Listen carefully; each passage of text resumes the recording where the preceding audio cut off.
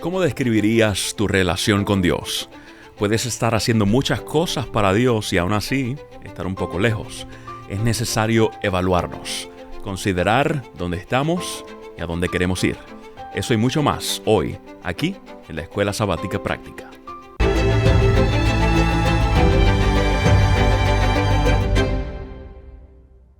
Saludos amigos y bienvenidos a una nueva edición de Escuela Sabática Práctica. Estamos muy felices de que hayas decidido acompañarnos y te invitamos a que compartas, a que le des like, a que te quedes con nosotros y disfrutes de esta travesía que hoy comenzamos. Yo soy el pastor Gamaliel Feliciano y me honra estar con dos compañeros que amo muchísimo.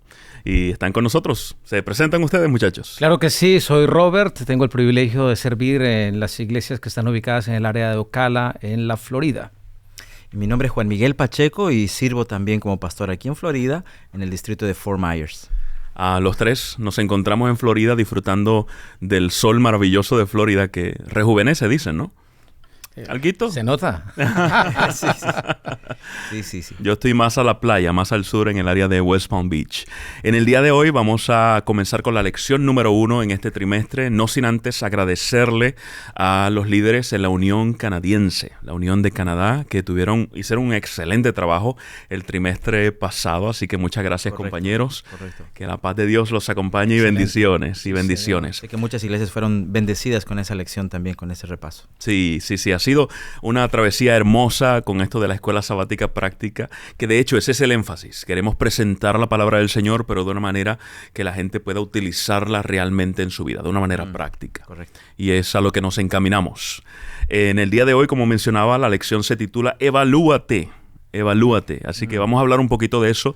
Vamos a ir a la Biblia, vamos a ver qué Dios tiene para nosotros. Pero si les parece, podemos comenzar con una oración. Claro, ciertamente. Oramos. Querido Padre que moras en el cielo, qué hermoso comenzar este tiempo de estudio, este trimestre de estudio, abriendo la palabra, compartiendo con amigos, pero especialmente escuchando la voz del Espíritu. Amén. Señor, ahora, al momento de discutir este tiempo, de hablar, que sea tu voz la que se escuche en cada lugar, en cada teléfono, en cada rincón que se escuche esta transmisión. Padre, háblanos en el nombre de Jesús. Amén. Amén. Y el versículo que tenemos para esta semana, ¿cuál es, Robert? Juan 15:9, pero permíteme, Gama, antes de leerlo, el título de esta primera y esta primera semana nos confronta directamente, porque si algo que nos gusta es evaluar a los demás, pero no nos gusta evaluarnos a nosotros mismos. Y aquí nos está diciendo que nos tenemos que evaluar. Y cuando nos evaluamos a veces somos bien rudos con nosotros mismos. No sé si a nuestros amigos les ha pasado lo mismo, pero a veces cuando nos evaluamos a nosotros mismos nos encontramos en problemas porque a veces no sabemos cómo evaluarnos. Sí. Entonces, este versículo que vamos a leer ahora, que es el versículo clave de la semana, nos va a ayudar a entender el mejor contexto para evaluarnos en el día a día. Me gusta. ¿Okay? Juan capítulo 15, versículo 9. Voy a utilizar dos versiones. Primero voy a utilizar la tradicional Reina Valera 1960, donde dice el versículo 9, como el Padre me ha amado, así también yo os he amado. Y ahora Jesús allí nos hace una invitación. Permaneced en mi amor.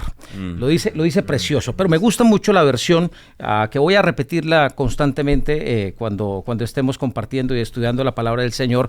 Me gusta mucho la versión Palabra de Dios para Todos. Normalmente la encontramos online, no la he encontrado todavía física, pero me gusta muchísimo esta versión muy cercana al original y con un lenguaje muy cercano también a nuestra realidad, a nuestra cotidianidad. Miren como dice aquí en esta versión Palabra de Dios para Todos, Juan 15:9. Yo los he amado como me ama mi Padre. ¡Qué belleza! Yo los he amado como me ama mi Padre. Y ahora Él dice, permanezcan en mi amor. Es un testimonio.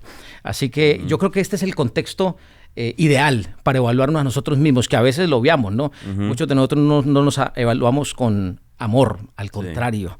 Las evaluaciones que hacemos de nosotros mismos a veces son muy faltas de amor y por eso no nos gusta hacerlo. Y ahí Jesús nos da la premisa completa, ¿no? Yo los he amado como mi Padre me amó. Qué nivel y la invitación a que nosotros experimentemos lo mismo. Sí. Y repasando la lección y viendo los nuevos temas que vendrán de aquí en adelante, creo que esto puede ser la base de la que usted va a estar escuchando constantemente en este estudio. Es el amor. Alguien decía por ahí, hablan demasiado del amor. Qué bueno.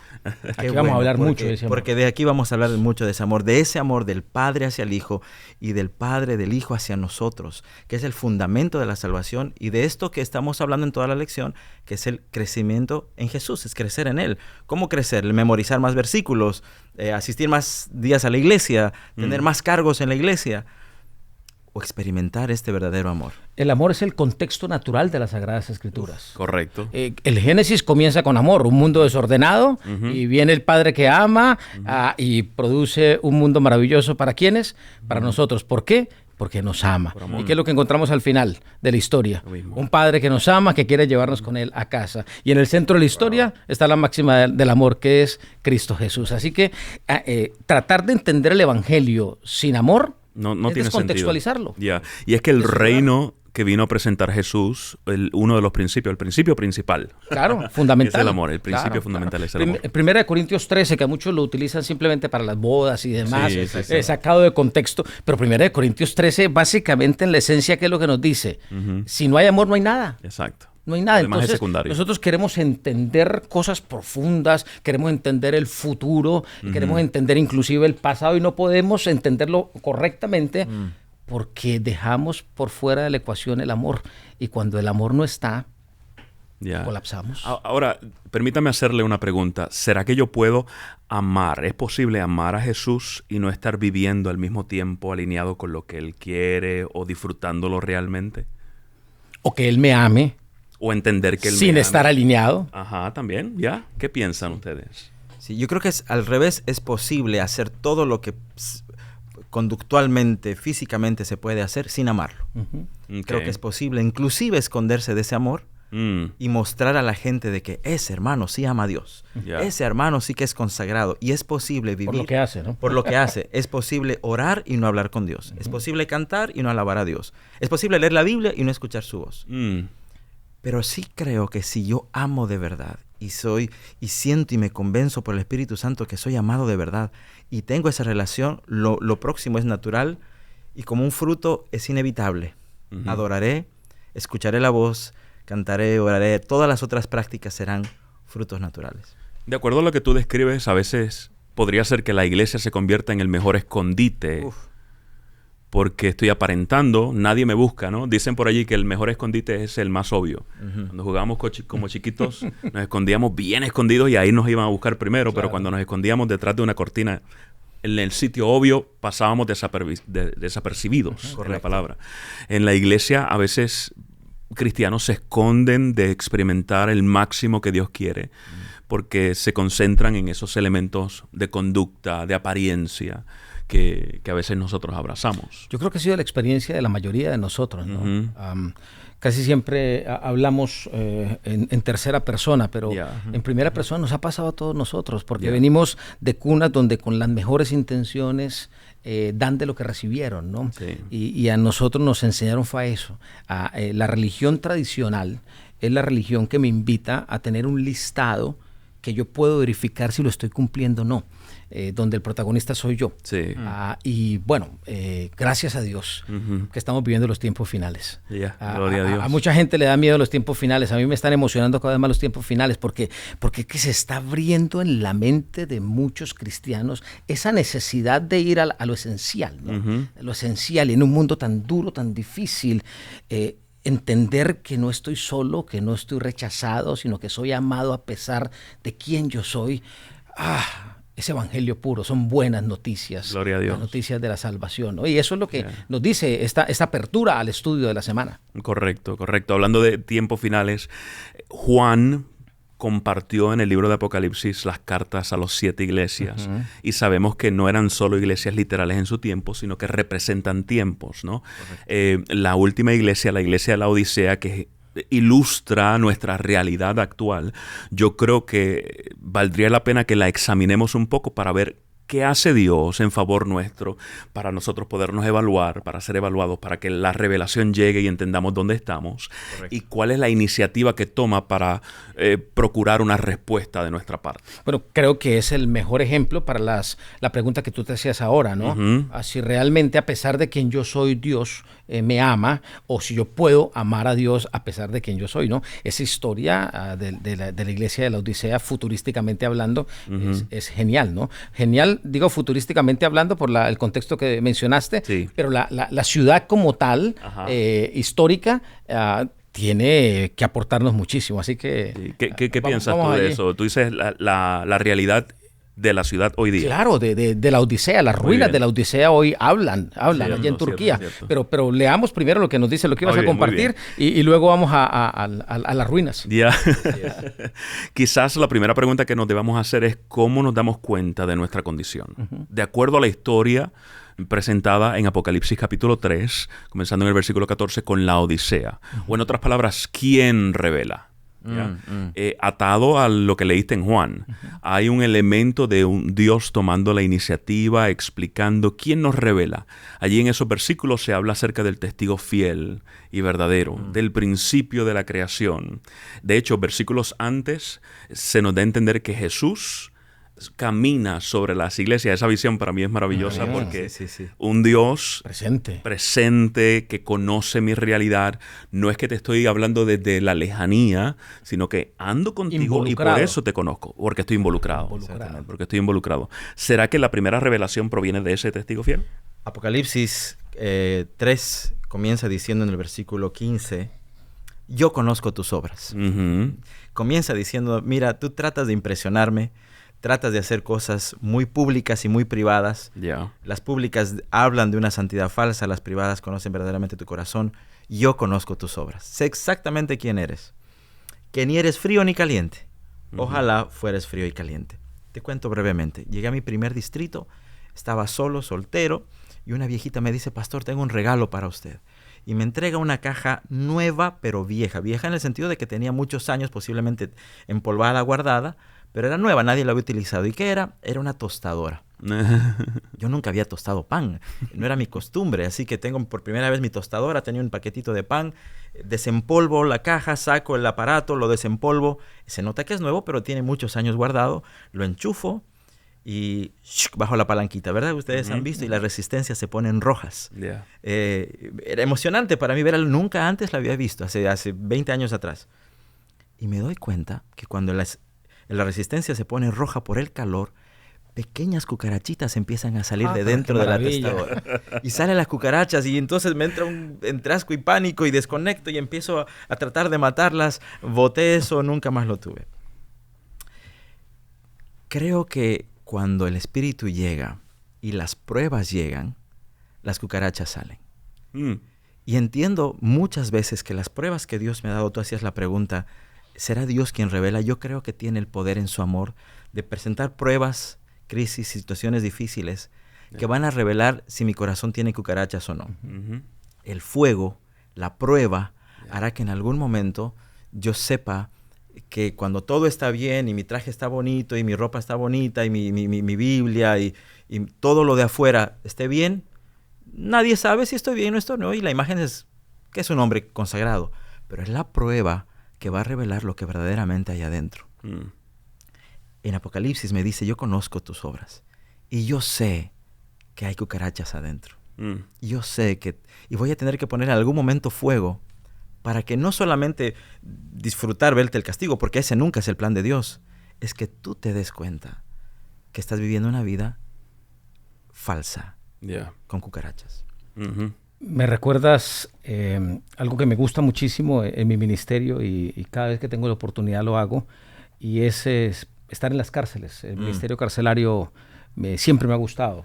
Voy a compartir en el futuro algunas historias al respecto de reclusos que están condenados, ¿no? Y la mayoría de mis historias vienen de una cárcel preciosa que todavía recuerdo.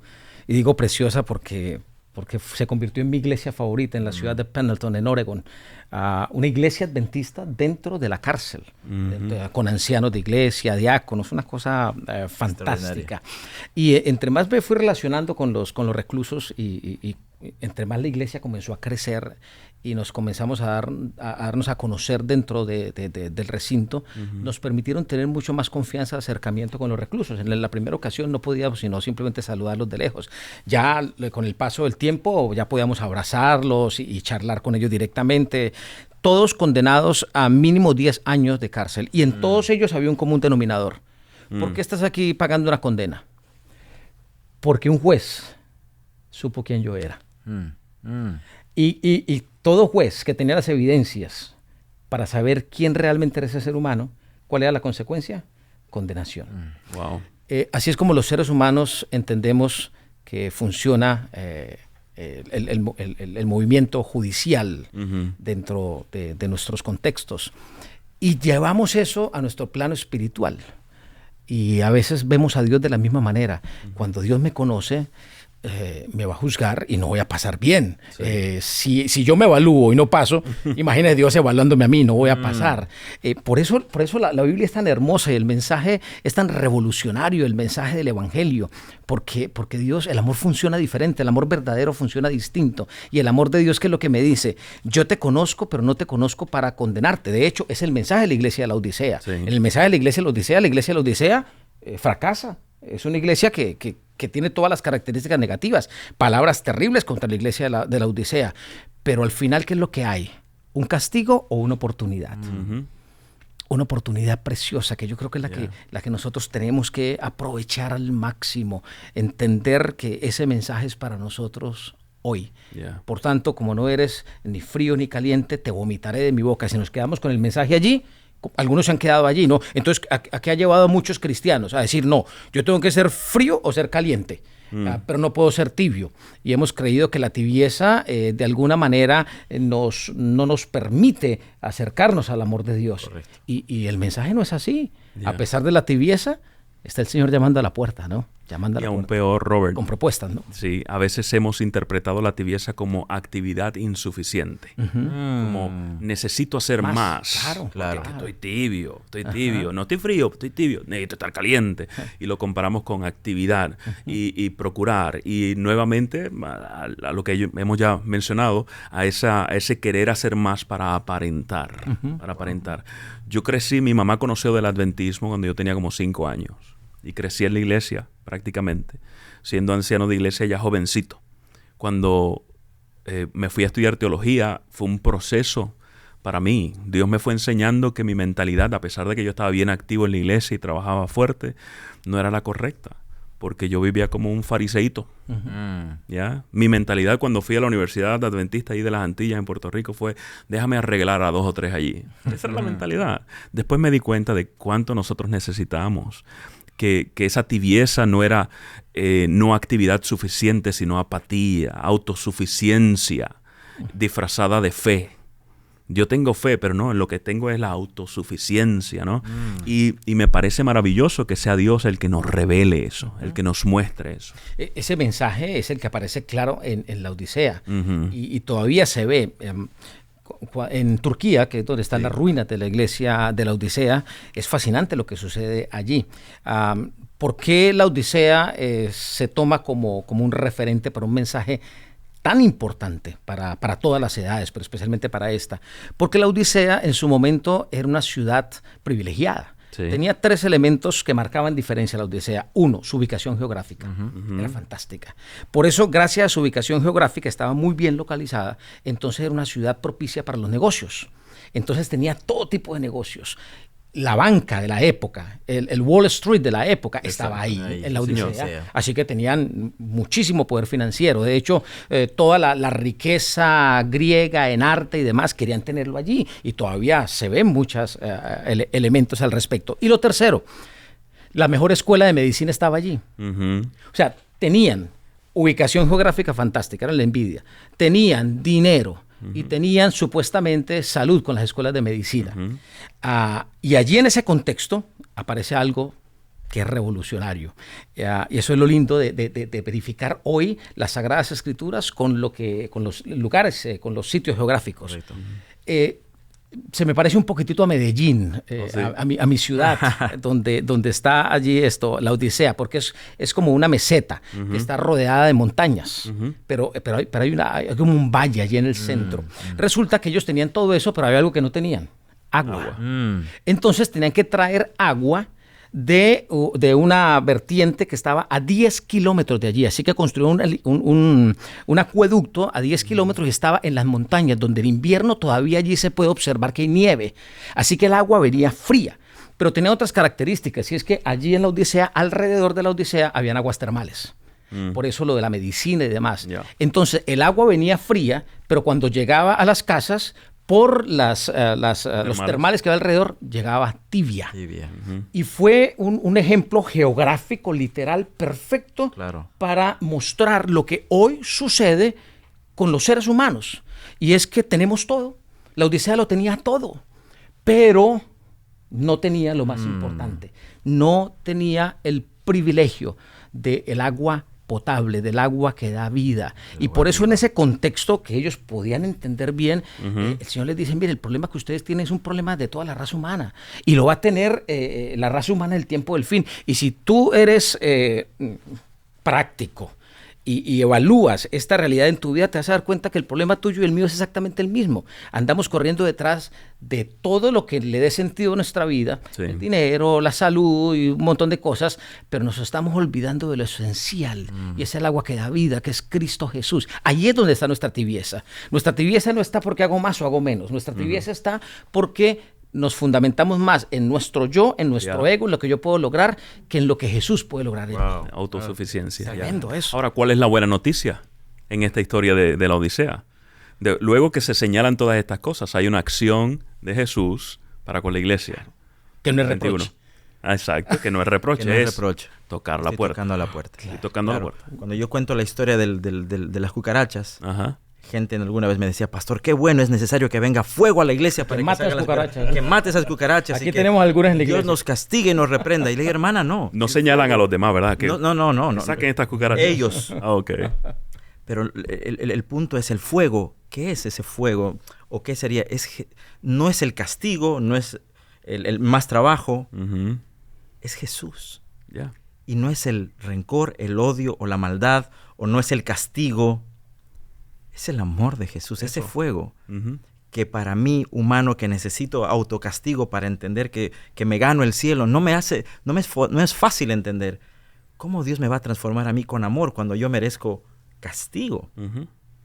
Y hace sentido lo que decía Robert, porque esta es el consejo es: yo te aconsejo que te compres de mí oro refinado por el fuego, para que te hagas rico, y vestiduras blancas para que te vistas y no se descubra la vergüenza de tus desnudez, colirio para ungir tus ojos. Seguramente por un lugar tan médico, tan académico, Exacto. tenían colirio, tenían tiendas, tenían de todo, pero estaban vacíos. Ujú. Tenían todo adentro. Nosotros tenían tenemos nada. Sentido. y no tenían nada. Nosotros tenemos miedo que entre el mundo a la iglesia, Mm. y tenemos a Jesús afuera, Oh, wow. pero Él está tocando la puerta. Ujú. Ahí está la buena noticia. Quiero entrar a tu casa. Tienes todo, pero no tienes nada. Quiero entrar a tu casa. Esa figura de no condenación que Ya. Pablo exalta tanto, es la que aparece aquí en el mensaje de la Odisea. Correcto. Y que nosotros necesitamos todos los días reforzar en nuestra mente. En Cristo Jesús no somos condenados. Él no aprueba nuestras acciones equivocadas, pero nos ama así estemos equivocados, y nos lleva en un proceso de transformación. Ya. Y quizás podríamos decir que ese entendimiento es el permanecer que Jesús le habló a sus discípulos. Cuando habla de la vida en Juan 15, etcétera, permanezcan. Quieren vida, permanezcan. Hay que dejar a un lado la autosuficiencia, el pensar que lo tenemos todo, para entender que lo que realmente necesitamos está tocando la puerta. Está tocando Así la es. puerta. Y de eso justamente se va a tratar el resto del estudio de este trimestre, ¿no? Exacto. Que nos va a invitar a cómo permanecer, ¿no? Cómo crecer en fe, en oración, en relación. Nos corresponde un trimestre fantástico. Maravilloso, maravilloso. Así es. Vamos a estar creciendo en esa relación con Dios. Exacto. Quizás alguno estará diciendo: qué lindo, yo quisiera me evalúo y me doy cuenta que estoy muy mal, estoy muerto. No tengo esperanza para encontrar a este Jesús, porque ni siquiera soy tibio, estoy más frío que que algún cadáver. Alguien me dijo una vez, si tú vas en el río y ves a una persona en tu canoa y ves a una persona moviéndose en el agua, primera escena. Otra escena, estás en tu canoa y ves a una persona flotando en el agua. ¿Cuál de los dos es buena noticia? ¿Una que se está ahogando o una que se ahogó? El que se ahogó, se ahogó. Ya. El que está luchando, el que está tratando de sobrevivir, esa es buena noticia, porque hay esperanza. Entonces, a la persona que está conectada, si llegaste hasta este punto en el episodio de hoy, en esta primera lección y de aquí en adelante, si llegaste hasta aquí, es porque el Espíritu Santo está tocando a la puerta en Jesús y te está diciendo, estás luchando, luchas con la pornografía, luchas con el alcohol, luchas con todo, y te estás evaluando, el Espíritu evalúa y te dice, necesitas de Cristo, tienes esperanza. Es buena señal. Jesús está tocando la puerta en este momento en ti. Tristemente el tiempo ya se nos terminó. En esta primera edición, el primer episodio de Escuela Sabática Práctica para este trimestre.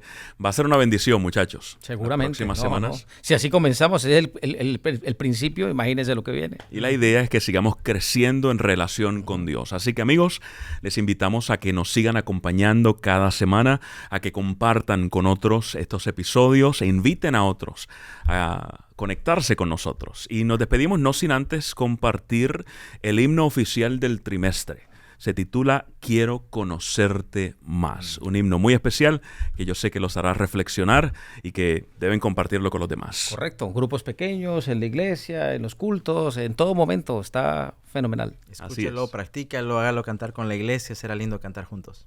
Hasta aquí Escuela Sabática Práctica. Será entonces hasta la próxima semana. Chicos, bendiciones. Gracias. Hasta la próxima.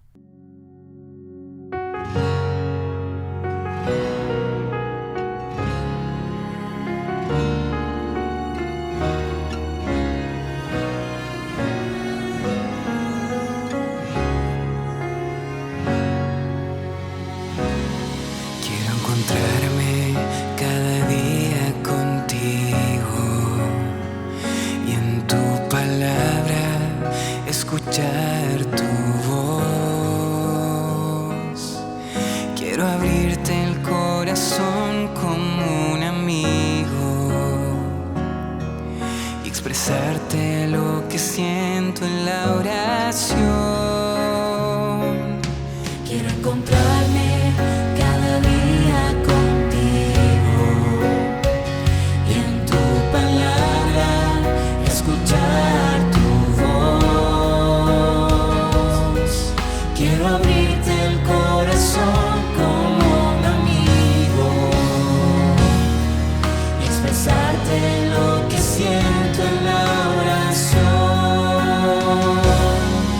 Quiero conocerte más y más, quiero conocer tu corazón, oh Dios, mi Rey, mi Señor, que me amas tal y como soy, que me aceptas como vengo hoy, me limpias, me transformas. Quiero conocerte más y más, quiero conocer tu corazón, oh Dios, mi Rey, mi Señor, que me amas tal y como soy, que me aceptas como vengo hoy, me limpias, me transformas y me haces como tú.